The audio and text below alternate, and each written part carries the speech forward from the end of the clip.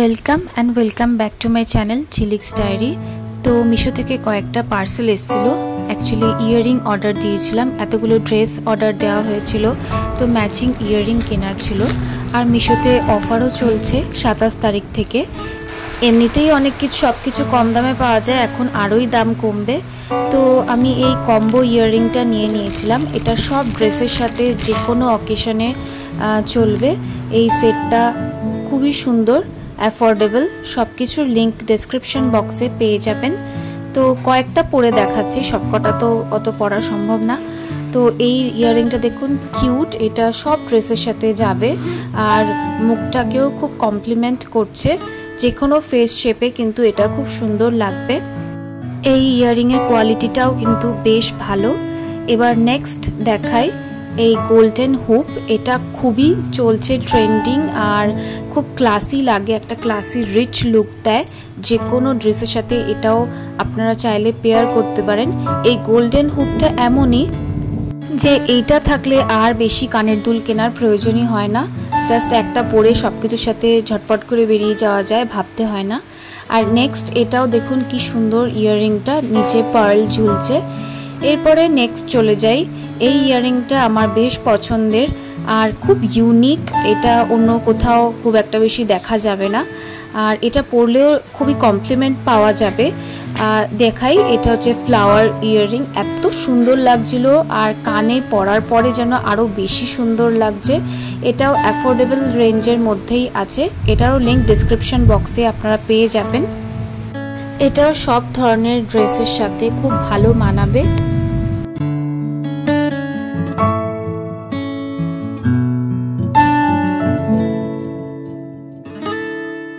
Next আরেকটা আছে, এটাও কিন্তু আমার খুব পছন্দের, খুব ইউনিক একটা ইয়াররিং। এটার অনেক রকম কালার পেয়ে যেতে পারেন, যার যেরকম পছন্দের সেরকম কালার নিতে পারেন।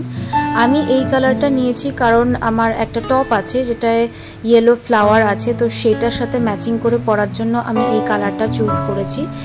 যতটা ফটোতে দেখেছিলাম সামনাসামনি তার থেকেও বেশি সুন্দর লাগছে। আর কানে পরার পরে তো জাস্ট অসম লাগছে। পুজোতে প্রত্যেকটা ড্রেসের সাথে ম্যাচিং কানের পরলে কিন্তু লুকটা কিন্তু আরোই রিচ লাগে।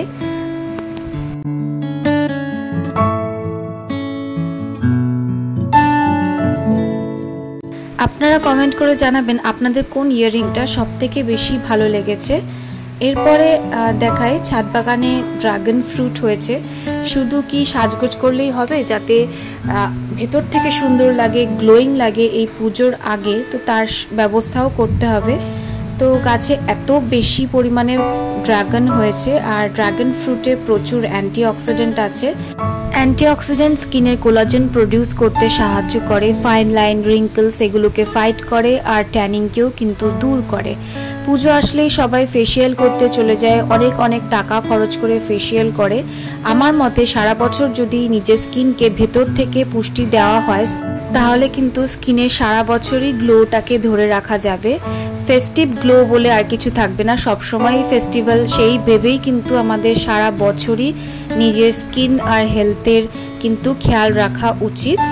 পুজো হোক বা যাই হোক, কোনো ফেস্টিভ্যাল বা অকেশন যাই হোক না কেন, আমি কিন্তু কোনো ফেসিয়াল করাইনি এখনো পর্যন্ত। ভবিষ্যতে কি করব বলতে পারছি না, কিন্তু এখনো তো ইচ্ছা হয়নি। তো এটা আমার ফুল ফ্যামিলি মেম্বার সবাই মিলে, 3 জনে মিলে ভালো করে এনজয় করব।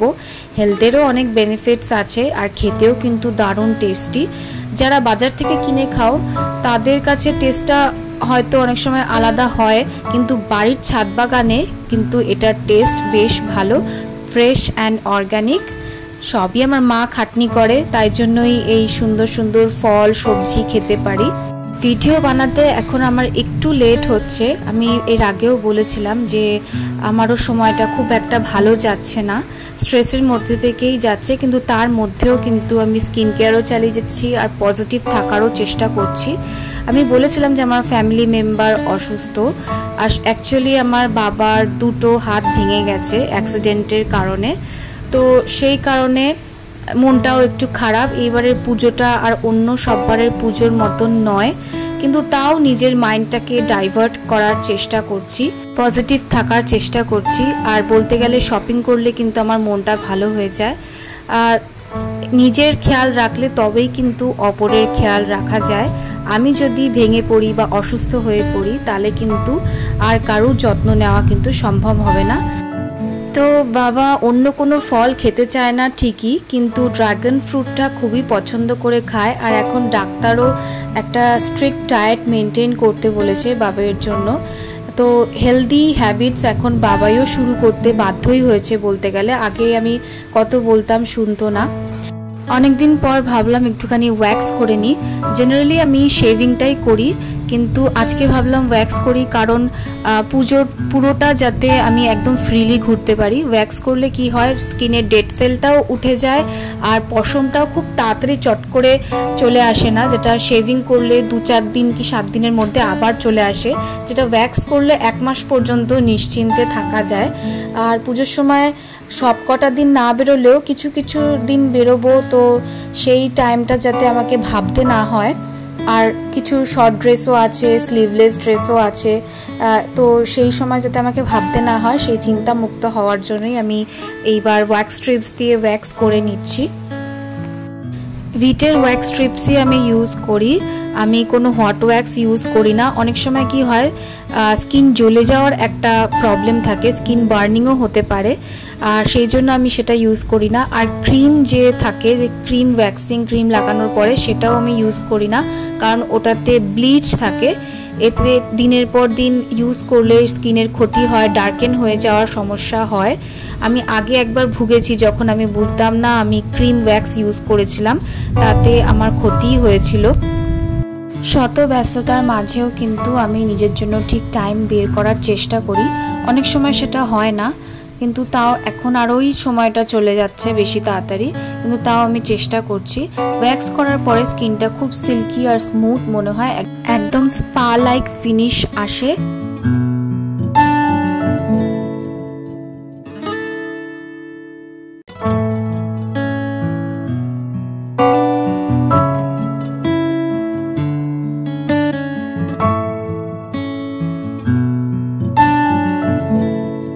এইভাবে ওয়্যাক্স করলে একটাই অসুবিধা, যে গায়ে একটু আঠাটা লেগে যায়।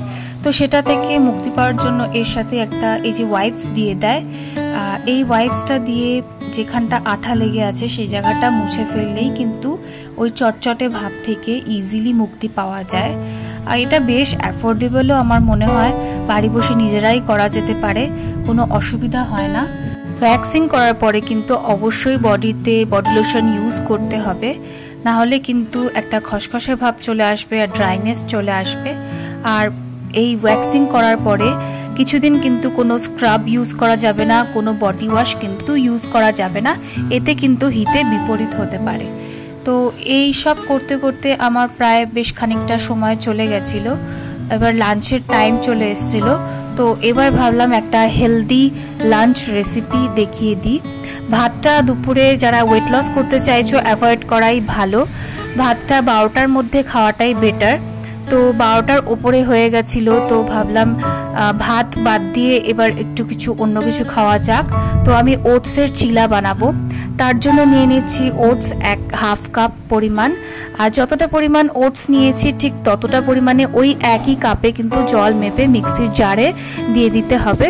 এবার একটুখানি হলুদ গুঁড়ো আর ভাজা মশলা গুঁড়ো পরিমাণ মতন দিয়ে দিতে হবে, সাথে দিয়ে দিতে হবে স্বাদ মতন কাঁচা লঙ্কা আর একটুখানি স্বাদ মতন নুন। তারপরে এটাকে ভালো করে পেস্ট করে নিতে হবে। এই যে রেসিপিটা দেখাচ্ছি এটা কিন্তু একটা হেলদি ব্রেকফাস্ট রেসিপিও খুব ভালো হতে পারে, কিন্তু যারা ওয়েট লস করতে চাইছো আমি বলবো ভাত যা খাওয়ার 12টার মধ্যেই খেয়ে নেওয়া উচিত, তার উপরে কিন্তু কার্বোহাইড্রেট জাতীয় কিছু না খাওয়াই উচিত। আর যাদের সমস্যা তারা ব্রেকফাস্টে এটা বানিয়ে নিয়ে তাড়াতাড়ি লাঞ্চটা করে নিলেই হয়, সেটা কিছু করার নেই। তো এর মধ্যে কিছুটা অনিয়ন কুচি নিয়ে নিচ্ছি আর সাথে নিয়ে নিচ্ছি টমেটো কুচি। এটা একটা খুবই হেলদি ব্রেকফাস্ট, হাই ফাইবার আর ফ্যাট ফ্রি একটা ব্রেকফাস্ট রেসিপি দেখিয়ে দিচ্ছি।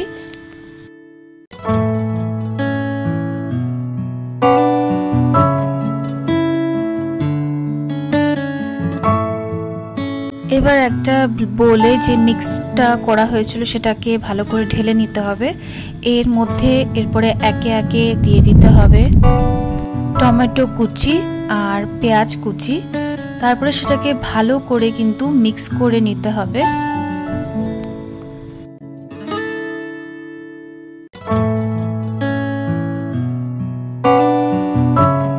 এবার একটা ফ্রাই প্যানে বাটার বা ঘি ইউজ করতে পারেন, অয়েলটা অ্যাভয়েড করাই ভালো। যেহেতু আমি হেলদি রেসিপি দেখাচ্ছি তো আমি বাটারটা ইউজ করেছি, আপনারা চাইলে ঘিও ইউজ করতে পারেন, অয়েলটা অ্যাভয়েড করাটাই বেটার।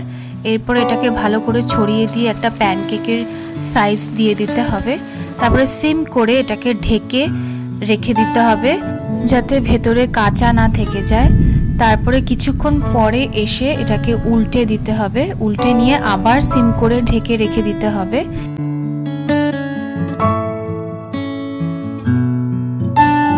ব্যাস, চটজলদি হেলদি ব্রেকফাস্ট বা লাঞ্চ যে যেভাবে খাবে একদম রেডি।